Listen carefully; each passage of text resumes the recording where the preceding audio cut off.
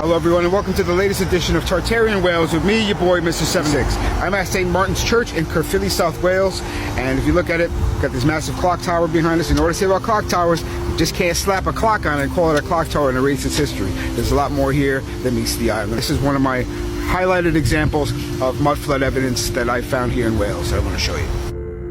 Before we get to that, I'm just going to have a look at this amazing clock tower. And as I continue to say, these buildings were not intended to be clock towers. They just slapped a clock on the side of them and expected us to just forget the past, forget what they were really for. What were they really for, you might ask? Well, these were power stations. This building here was able to absorb atmospheric energy from the ether, and that's what they keep hidden from us, the fact that energy was once free for all. These buildings still produce energy. They've just been shut down with these grounding cables, as you'll see here. These grounding cables take that energy, which is still gathered from the atmosphere, and it just shunts it right into the ground. Now you see how low the church foundations are in comparison to the ground level of the graveyard. In all of my travels searching for evidence of the mudflood, I've come across this here St. Martin's Church. Inside of this graveyard, there's this sunken building. You can see the half-buried window, or is it a doorframe? Not really too sure, so I just have a little closer look at it. So while this is a buried building, there are bodies apparently buried on the top of it.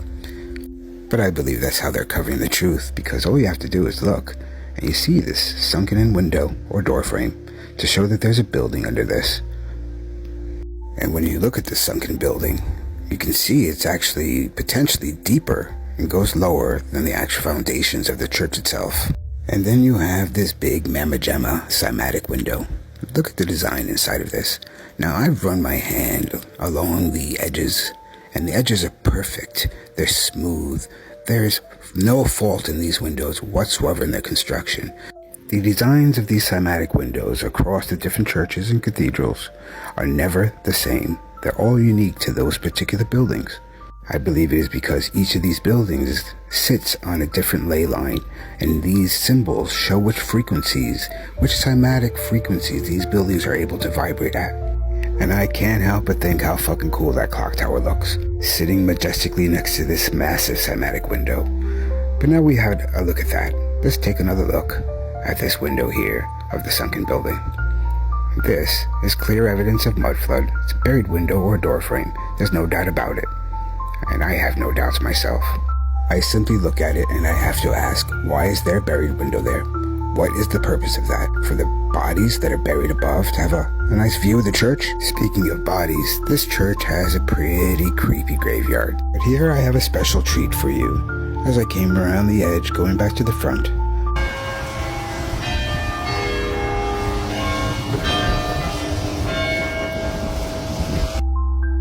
at the top of the graveyard, you can see the church in the background, and I'm standing in some weird stone circle, surrounded by these graves, just in time for Halloween.